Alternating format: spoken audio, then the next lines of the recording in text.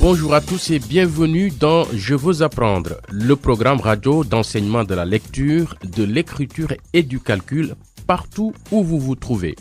Je suis Monsieur Badi, votre enseignant. Et je suis Mariama, une élève comme vous. Bienvenue dans la leçon 14 de nos leçons de lecture et d'écriture. Si vous avez suivi notre programme, vous savez que ces leçons de lecture et d'écriture sont diffusées tous les jours. Toute personne ayant des compétences de base en lecture et écriture peut participer. Vous pouvez suivre ces leçons tout seul, mais si possible, j'encourage vivement les parents ou les adultes à participer aussi. Cela ne prend que 15 à 20 minutes. Pour toutes les leçons, c'est une bonne chose d'avoir du papier et un crayon ou un stylo. Mais si vous n'avez pas de quoi écrire, ne vous inquiétez pas, vous pouvez quand même participer. Faites les exercices dans votre tête ou écrivez sur le sable ou en l'air. C'est exact, Mariama. Commençons par réviser ce que nous avons appris pendant notre dernière leçon. Dans notre dernière leçon, on a appris des choses sur les antonymes. Les antonymes, ce sont des mots qui ont des sens opposés. Tout à fait. Comme les synonymes qui sont des mots ayant des sens similaires, les antonymes sont des mots qui ont une relation particulière. Comprendre les synonymes et les antonymes vous aide à développer votre vocabulaire et à améliorer votre lecture et votre écriture.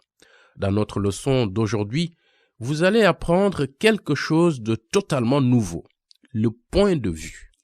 Mais d'abord, nous allons vous révéler le mot mystère. C'est un mot qui a 7 lettres et 2 syllabes. Les antonymes du mot sont dédain ou mépris. Il veut dire ressentir de l'admiration pour quelqu'un ou quelque chose en raison de ses qualités. C'est aussi une compétence de vie très importante qui vous permet de savoir bien écouter et vous aide à apprécier les autres. Une phrase avec notre mot mystère d'aujourd'hui est « Sherifa avait un considérable pour sa tante qui a élevé seule sa famille, s'est assuré que ses enfants pouvaient tous étudier et s'est aussi occupé des enfants du voisinage qui n'avaient pas de parents à la maison. » Auditeur, qu'avez-vous trouvé? Dites le mot à voix haute. Le mot mystère est respect. R E S P E C T. Une phrase avec notre mot mystère d'aujourd'hui est « Sherifa avait un respect considérable pour sa tante qui a élevé seule sa famille, s'est assuré que ses enfants pouvaient tous étudier et s'est aussi occupé des enfants du voisinage qui n'avaient pas de parents à la maison. » Tu peux me citer des personnes que tu respectes? Je respecte mes parents et ma grand-mère, et les docteurs et les infirmières au centre de santé. Et pourquoi tu respectes ces personnes? Je respecte mes parents parce qu'ils travaillent très dur pour assurer ma sécurité et celle de mes frères. Ma grand-mère a vécu une terrible sécheresse quand elle était jeune. Presque toute sa famille est morte, mais elle a survécu. Elle est allée à l'école et s'est mariée avec un homme gentil. Et je respecte les docteurs et les infirmières du centre de santé parce qu'ils ont un travail tellement difficile. La plupart d'entre eux ne viennent même pas de cette région, mais ils restent et s'occupent de notre communauté. Ces exemples sont excellents, Mariama. Maintenant que nous avons révélé le mot mystère, nous avons un message important pour nos auditeurs. Écoutons-le. Après le message, nous commencerons la leçon du jour. Chers parents, chers auditeurs, l'ignorance est un frein au développement et à l'épanouissement. Mettons tout en œuvre pour envoyer tous nos enfants à l'école. De nouveau, bienvenue dans Je veux apprendre. Dans notre leçon d'aujourd'hui, on va apprendre une chose qu'on appelle le point de vue. Est-ce que tu peux me dire ce que le point de vue est d'après toi? Eh bien, on dirait que c'est peut-être la façon dont quelqu'un voit quelque chose? Bravo, Mariama. Oui, le point de vue, c'est la perspective ou la position depuis laquelle vous voyez quelque chose. Dans n'importe quel texte que vous lisez, l'auteur aura écrit depuis un certain point de vue. C'est quoi un texte déjà? Le mot texte, c'est tout ce que vous pouvez lire. Les textes, c'est aussi la version écrite des choses que vous entendez, comme des chansons ou des histoires qui sont prononcées à voix haute. En littérature, le point de vue, c'est la façon dont l'auteur vous permet de voir et d'entendre ce qui arrive au personnage et dans le texte. La littérature, c'est quoi? La littérature, ça veut dire tous les textes écrits dans une langue qui sont considérés comme excellents ou durables. Donc, les livres, les histoires, les poèmes et les pièces de théâtre qui sont importants pour une culture font tous partie de la littérature de cette culture. Qu'est-ce que vous voulez dire par culture, Monsieur Badji? Je suis tellement content que tu poses beaucoup de questions aujourd'hui, Mariama. Poser des questions, c'est une partie très importante de l'apprentissage. Le mot culture, ce sont les croyances, les modes de vie, les arts et les pensées d'une société, d'un groupe, d'un lieu ou d'une époque particulière. Il peut aussi être utilisé pour se référer à une société particulière. Donc, par exemple, vous pouvez dire « Le Cameroun a une culture riche et intéressante parce qu'elle reflète les nombreux groupes ethniques du pays comme les Haoussa, les Bamileke, les Bassa, les Beti, les Pygmées, les Peuls, entre autres. » Ok, je crois que je comprends. Revenons à la littérature et au point de vue. La littérature, c'est un moyen pour les lecteurs de connaître différentes visions du monde. Comme les gens, les différents textes ont différentes façons de voir les choses. Chaque fois que vous lisez ou que vous entendez un texte, que ce soit une histoire, un article de magazine, un article de journal ou même un film, c'est important de réaliser que l'histoire est racontée depuis un certain point de vue. Est-ce que le point de vue est important? Le point de vue est très important. Il influence la façon dont les événements dans une histoire sont racontés, décrits et compris. Par exemple, si mon ami et moi, on vit une expérience ensemble, on pourrait ne pas la voir de la même façon car on a chacun notre point de vue? Exactement. Je comprends comment je peux avoir un point de vue différent de celui d'une autre personne, mais je ne suis pas sûre de comprendre comment un livre peut avoir un point de vue. D'accord. Quand on parle de texte, on appelle la voix qui raconte l'histoire le narrateur. Le mot vient de narrer, qui veut dire raconter. Donc, le narrateur, c'est la personne qui raconte l'histoire. Pas toujours, ça dépend du point de vue qui est utilisé. Parfois, le narrateur peut être une personne dans l'histoire. D'autres fois, le narrateur est une voix qui n'est celle d'aucun des personnages de l'histoire. Maintenant, nous allons voir différents points de vue. Ça va vous aider à comprendre de quoi je parle. D'accord. Aujourd'hui, je vais vous présenter ce qu'on appelle le point de vue à la première personne et à la deuxième personne. Le point de vue à la première personne est utilisé quand la personne qui raconte l'histoire la raconte depuis son propre point de vue. Donc, la première personne, ça veut dire que l'histoire est racontée par quelqu'un dans l'histoire. C'est exact. La première personne, ça veut dire que l'un des personnages de l'histoire raconte l'histoire à mesure qu'il la vit personnellement. Donc, quand on utilise le point de vue à la première personne, le narrateur utilise les mots « je » ou « mon »,« ma » pour raconter l'histoire.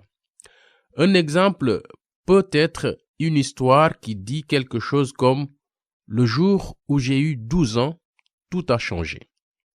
En tant que lecteur, vous ne connaissez l'histoire que depuis la perspective d'une seule personne. Donc, vous n'allez rien savoir sur les gens ou les événements que ce personnage n'a pas personnellement rencontré ou vécu. Ok, je crois que je comprends. La première personne peut aussi raconter une histoire en utilisant nous ou notre. Un exemple peut être une histoire qui dit quelque chose comme « Nous sommes allés au magasin ». Donc, la première personne, c'est pour raconter des histoires personnelles. C'est généralement le cas. Le point de vue à la première personne est considéré comme le plus personnel. On peut avoir le sentiment que c'est quelqu'un qui vous parle de lui ou d'elle. Et la deuxième personne alors? À la deuxième personne, le narrateur vous parle ou raconte votre histoire. La deuxième personne est souvent utilisée pour les instructions. Par exemple, un point de vue à la deuxième personne peut dire quelque chose comme « Avant de manger, vous devez vous laver les mains ». Ça n'a pas l'air tellement intéressant.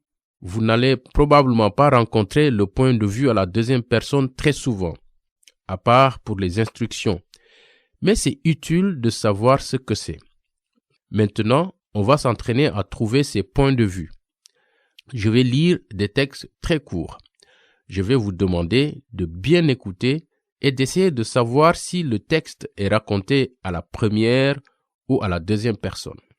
D'accord, Monsieur Badji. Je dois aller à la rivière pêcher des poissons, car je suis pêcheur. Si je ne pêche pas, ma famille ne va rien avoir à manger. Même s'il pleut, je peux prendre mon bateau et attendre sous un arbre jusqu'à ce que le soleil brille de nouveau. Quel est le point de vue de ce passage? À la première personne? Et comment le sais-tu? Parce que le narrateur utilise le mot « je ». C'est exact. Et qui est le narrateur? Un pêcheur. Oui. Ok, je vais lire un autre texte. Écoutez attentivement et dites-moi quel est le point de vue. Pour trouver l'école du village, vous devez traverser la ferme à pied où vous allez voir beaucoup de cultures de manioc et de citrouilles. Une fois que vous avez traversé la ferme, vous allez voir une petite rivière sur votre gauche. Il y a beaucoup d'animaux à côté de la rivière, mais vous devez continuer à marcher jusqu'à arriver à l'école qui se trouve derrière un grand arbre. Je pense que c'est la deuxième personne. Oui. Pourquoi n'en es-tu pas sûr? Parce que ça a l'air aussi personnel, comme quelqu'un qui me parle directement. C'est une bonne observation, mais n'oublie pas, le narrateur te parle. Donc, même si on a l'impression que le narrateur est une personne qui te parle, le point de vue adopté est le tien. Que voulez-vous dire? Par exemple, le narrateur dit « Vous verrez beaucoup de cultures de manioc et de citrouilles ». Et non, j'ai vu beaucoup de cultures de manioc et de citrouilles. Oh, d'accord. Je crois que je vois ce que vous voulez dire. Ça me fait plaisir. Pour terminer notre leçon, je vous demande de réfléchir à la façon dont le point de vue affecte la façon dont une histoire est racontée. Les histoires sont différentes selon qui les raconte. Prenons l'exemple du texte à la première personne qu'on a écouté. Je vais le lire encore une fois. Pendant que je lis, imaginez que quelqu'un d'autre raconte l'histoire. En quoi serait-elle différente? Je dois aller à la rivière pêcher des poissons, car je suis un pêcheur. Si je ne pêche pas, ma famille ne va rien avoir à manger. Même s'il pleut, je peux prendre mon bateau et attendre sous un arbre jusqu'à ce que le soleil brille de nouveau. Alors, est-ce que vous avez des idées de la façon dont ce texte peut être différent si quelqu'un d'autre le racontait? Je veux dire, s'il est raconté en utilisant un point de vue différent? Je pense à ce qui allait se passer si cette histoire était racontée depuis le point de vue de la première personne, mais par le poisson. C'est une très bonne idée. Réfléchissons à la façon dont l'histoire serait différente si elle était racontée par le poisson. Eh bien, peut-être que ça peut être quelque chose comme « Je nage dans la rivière, mais j'ai peur que le pêcheur vienne. Pour l'instant, il pleut, donc je suis en sécurité. Mais bientôt, le soleil va briller de nouveau et le pêcheur va être de retour. Excellent exemple. Donc, maintenant, tu as répondu à ta propre question du début de la leçon. Vous voulez dire pourquoi le point de vue est important? Exactement. Comme devoir à la maison, je vous demande d'écrire un paragraphe depuis un point de vue à la première personne, puis changer l'histoire afin de raconter la même histoire toujours à la première personne, mais depuis le point de vue d'une autre personne.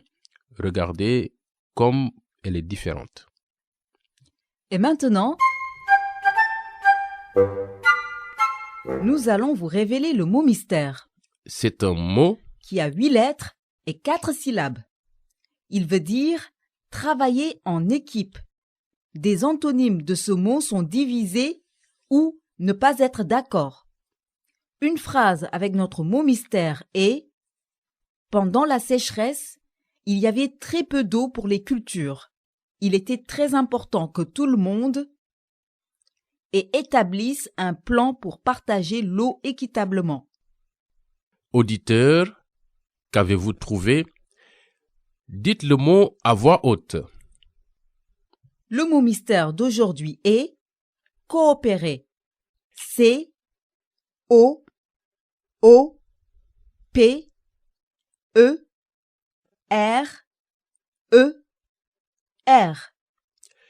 Une phrase avec le mot mystère d'aujourd'hui est « Pendant la sécheresse, il y avait très peu d'eau pour les cultures. Il était très important que tout le monde coopère et établisse un plan pour partager l'eau équitablement. » Maintenant que nous avons révélé le mot mystère, nous avons un message important pour nos auditeurs. Écoutons-le. Après le message, nous commencerons la leçon du jour. Chers parents, chers auditeurs, l'ignorance est un frein au développement et à l'épanouissement. Mettons tout en œuvre pour envoyer tous nos enfants à l'école.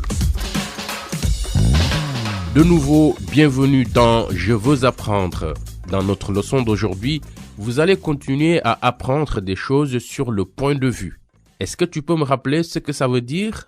Le point de vue, c'est la perspective ou la position depuis laquelle on voit quelque chose. C'est exact. Et dans un texte, le point de vue influence la façon dont les événements sont décrits ou compris. Un texte, c'est tout ce que nous pouvons lire, c'est ça? C'est exact.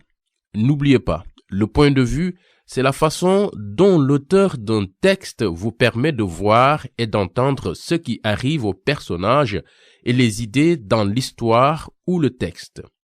Comme les gens, les textes peuvent présenter des informations de différentes façons. Le point de vue est l'un des moyens les plus importants pour un auteur d'influencer la façon dont il ou elle présente l'information. Commençons par réviser les points de vue à la première et à la deuxième personne. La première personne, c'est quand l'histoire est racontée depuis la perspective du narrateur, je ou mon. C'est exact. Ça peut aussi être une histoire, nous ou notre. Le narrateur est la personne qui raconte l'histoire. Le mot vient de narrer, qui veut dire raconter. À la deuxième personne, le narrateur, te ou vous, parle ou raconte ton ou votre histoire. C'est exact. Le point de vue à la deuxième personne est souvent utilisé pour les instructions comme « avant de manger, vous devez vous laver les mains ». Le point de vue à la deuxième personne, n'est pas très souvent utilisé à part pour les instructions.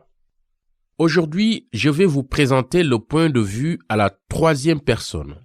Le point de vue à la troisième personne, c'est quand le narrateur raconte l'histoire en utilisant des mots comme « il » et « elle » au lieu de « je » ou « tu ». Il y a 3 types de points de vue à la troisième personne. Ce sont les points de vue à la troisième personne, objectif, limité et omniscient. Ça a l'air compliqué. Ne vous inquiétez pas, d'ici la fin de notre leçon, vous allez réaliser que vous connaissez déjà assez bien ces trois perspectives. Commençons par le point de vue objectif à la troisième personne. Dans ce point de vue, le narrateur raconte l'histoire d'une troisième personne. Donc, le narrateur n'est pas un moi ou un tu ou un vous, mais plutôt une voix qui parle d'une troisième personne, un il ou elle. Je ne comprends pas. Objectif, ça veut dire quoi? C'est une très bonne question. Commençons par comprendre le sens du mot objectif. Objectif, ça veut dire qu'il n'implique pas de sentiments ou d'opinions personnelles. Donc, une chose objective, c'est quelque chose qui est simplement vrai sans tenir compte de la perspective, des opinions ou des sentiments des gens. Maintenant, laissez-moi expliquer cela en utilisant un exemple. Étant donné qu'une histoire racontée à la troisième personne de façon objective parle d'une troisième ou autre personne, le narrateur ne peut pas révéler les pensées ou sentiments intérieurs du personnage. Le narrateur ne peut dire que ce qu'il ou elle a pu voir ou entendre. Les personnages révèlent leurs pensées par le biais des actions ou des dialogues. Par exemple, une histoire racontée à la troisième personne de façon objective peut être la suivante. Ali marche dans la rue. Un homme passe en voiture et crie « Hé, regarde où tu marches !» Alors pourquoi est-ce qu'on appelle ça un point de vue objectif à la troisième personne? C'est une très bonne question. Dans le point de vue objectif à la troisième personne, les sentiments ou les opinions personnelles ou intérieures des personnages ne peuvent être révélés que par les actions et les dialogues. Comme par exemple, une fois que la voiture est passée, Ali crie au chauffeur « C'est très impoli !» Donc, maintenant que le narrateur nous a dit ce qu'Ali a dit, nous savons qu'Ali pense que le chauffeur est impoli. Alors, le lecteur ne peut savoir ce qu'Ali ressent après l'altercation avec la voiture que grâce à ce qu'il dit au chauffeur? C'est exact. Parce que le récit écrit à la troisième personne de façon objective ne nous révèle pas directement les sentiments ou opinions intérieures du personnage. C'est le point de vue le plus souvent utilisé dans les écrits qui visent à être impersonnels. Ça peut être le cas du journalisme ou peut-être d'un article qui présente des faits ou de la science. D'accord. Le type de point de vue suivant à la troisième personne, c'est le point de vue limité à la troisième personne. Qu'est-ce que ça veut dire limité d'après vous? Limité, ça veut dire seulement une partie, c'est ça? C'est exact. Comme pour le récit raconté à la troisième personne de façon objective, dans le point de vue limité à la troisième personne, le narrateur raconte l'histoire d'une tierce personne, donc ni moi ni toi, mais une troisième personne, un il ou un elle. Mais dans le récit écrit à la troisième personne de façon limitée, le narrateur peut révéler les pensées ou sentiments internes de quelques personnages seulement. Par exemple, un texte raconté à la troisième personne de façon limitée peut dire « Triste que sa femme soit malade, Ali ne fait pas attention quand il marche dans la rue. Un homme passe en voiture et crie « Hé, regarde où tu marches !» Je vois. Donc une histoire racontée à la troisième personne de façon limitée, c'est quand l'histoire peut nous dire ce qui se passe dans la tête de quelques personnages. Oui, dans ce cas, nous savons comment Ali se sent, mais nous ne connaissons pas les sentiments intérieurs du chauffeur. On dit donc que c'est limité parce que le narrateur ne connaît les pensées ou sentiments intérieurs que de quelques personnages? Exactement, parce que limité veut dire seulement une partie, pas tout. Ça nous amène au dernier type de point de vue à la troisième personne, le point de vue à la troisième personne omniscient. Ça, c'est un mot que je suis sûre de ne pas connaître, Monsieur Badji. Ça veut dire quoi? Très bonne question. Omniscient, ça veut dire qui sait tout. Donc, c'est pourquoi ce point de vue porte ce nom, parce que le narrateur sait tout sur tout le monde. Omniscient s'appelle O-M-N-I-S-C-I-E-N-T. N I S C I E N T. Écrivez le mot et répétez-le après moi. O M N I S C I E N T. Omniscient.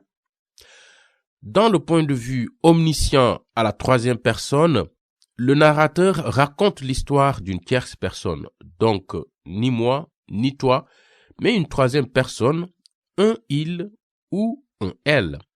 Mais dans ce cas, le narrateur peut révéler non seulement les pensées ou sentiments d'un ou de quelques personnages, mais aussi les pensées et les sentiments de tous les personnages de l'histoire.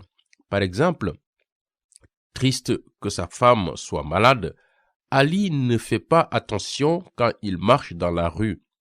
Pendant ce temps, Sami a aussi passé une mauvaise journée. Il est énervé parce que sa femme l'a quitté. Alors que Sami passe en voiture dans la rue, Ali passe devant lui. « Hé, regarde où tu marches !» crie Sami d'une voix forte et énervée. Donc, dans ce point de vue, le narrateur nous indique les sentiments ou pensées de tous les personnages. C'est exact. Maintenant que vous connaissez les trois types de points de vue à la troisième personne, prenons un exemple. Écoutez attentivement pendant que je lis l'histoire intitulée « Un bon repas en appelle un autre ». C'est tiré des contes de l'araignée Anansi. Quand j'aurai fini de lire, je vais vous demander de me dire quel est le point de vue et comment vous l'avez trouvé. Vous êtes prêts? Oui. L'araignée Anansi est très avare et n'aime pas partager. Un jour, la tortue vient chez elle au moment du repas. Anansi ne veut pas partager, mais dit simplement à la tortue: « Je ne peux pas te donner à manger tant que tu n'auras pas lavé tes pieds pleins de terre. » La tortue a très faim, mais elle marche poliment jusqu'à la rivière pour se laver. Mais le temps qu'elle revienne, tous les plats sont vides. « Je viens de savourer un délicieux repas, » dit Anansi en tapotant son estomac plein. La tortue n'apprécie pas la ruse de l'araignée Anansi, mais elle pense que se mettre en colère ne l'aidera pas. À la place, elle décide de montrer à Anansi son point de vue. « Un bon repas en appelle un autre. Viens dîner chez moi demain soir. » La maison de la tortue se trouve au fond de la rivière. Donc Anansi remplit ses chaussures de pierre pour couler au fond de l'eau et pouvoir aller manger. Mais la tortue lui dit: « S'il te plaît, enlève tes chaussures avant que nous ne commencions à manger. » Dès qu'Anansi l'avare enlève ses chaussures, elle remonte à la surface de l'eau. Maintenant, elle ne peut que regarder la tortue se rassasier et les plats se vider. Anansi est mécontente d'avoir été trompée, mais elle réalise qu'elle a fait la même chose à la tortue la veille et comprend ce que ça fait de voir quelqu'un tout manger au lieu de partager. L'araignée s'excuse donc auprès de la tortue. Elles deviennent amies et partagent leur repas. Donc, depuis quel point de vue l'histoire est-elle racontée? Je crois que c'est la troisième personne. C'est exact. C'est sans aucun doute la troisième personne. Comment le sais-tu? Parce que ce n'est pas une histoire « je » ou « moi » qui est la première personne, et ce n'est pas une histoire « tu » ou « vous » qui est la deuxième personne. C'est exact. C'est une histoire « il » ou « elle ». Donc, qui sont les personnages de cette histoire? Anansi, l'araignée, et la tortue. C'est exact. Et est-ce que le narrateur nous révèle les pensées ou les sentiments de ces personnages? Oui, on sait qu'Anansi ne veut pas partager avec la tortue. Et on sait aussi que la tortue ne veut pas montrer qu'elle est en colère. Donc, ça veut dire que c'est un point de vue à la troisième personne omniscient, n'est-ce pas? Oui. Si le texte était écrit à la troisième personne de façon limitée, on ne connaîtrait que les pensées et sentiments de l'araignée ou que les pensées et sentiments de la tortue, mais pas les deux. Et si le texte était écrit à la troisième personne de façon objective, on ne connaîtrait pas les pensées et les sentiments d'aucun des deux personnages. C'est exact.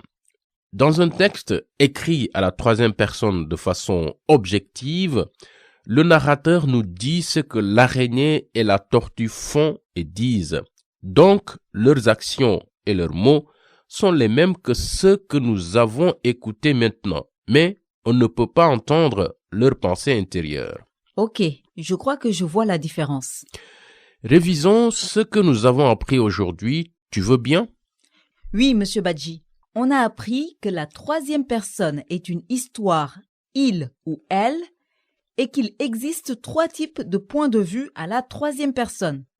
Objectif, limité et omniscient. Oui, dans les 3 types de points de vue à la troisième personne, le narrateur nous raconte l'histoire en utilisant les mots « il » ou « elle ».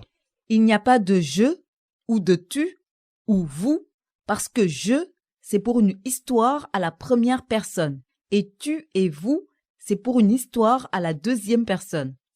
C'est exact. Donc, tous les points de vue à la troisième personne sont des histoires « il » ou « elle ». Mais elles diffèrent selon le niveau de connaissance que le narrateur a sur les personnages. Quand je dis connaissance, je veux dire connaître les pensées et sentiments intérieurs des personnages. Donc, dans le point de vue objectif, le narrateur ne sait rien des pensées et des sentiments des personnages. C'est exact. Dans le point de vue limité, le narrateur connaît les pensées et les sentiments de quelques-uns des personnages de l'histoire. Correct. Certains, mais pas tous. C'est pour ça que ça s'appelle limité. Et dans le point de vue omniscient, le narrateur connaît les pensées et les sentiments de tous les personnages de l'histoire. Exactement, parce qu'omniscient veut dire qui sait tout. Ces différents types de points de vue à la troisième personne peuvent avoir l'air compliqués et déroutants. Ne vous inquiétez pas si vous ne pouvez pas faire la différence entre eux. Ce qui est important, c'est de comprendre la différence entre la première, la deuxième et la troisième personne. D'accord, Monsieur Badji. Je suis heureuse d'entendre cela. L'autre chose importante que je vous demande de retenir, c'est que les histoires peuvent différer beaucoup selon qui les raconte. C'est pour ça que c'est important de comprendre le point de vue. Dans notre prochaine leçon, nous allons plus parler de la façon dont le point de vue peut changer la façon dont une histoire est racontée. Comme devoir à la maison, je vous demande de feuilleter un journal ou un magazine et de voir si vous pouvez trouver le point de vue. Et maintenant, c'est l'heure de notre mot mystère. À toi, Mariam. ce mot a 9 lettres et 3 syllabes. Il veut dire disposition à accepter les émotions, les habitudes ou les croyances qui sont différentes des siennes.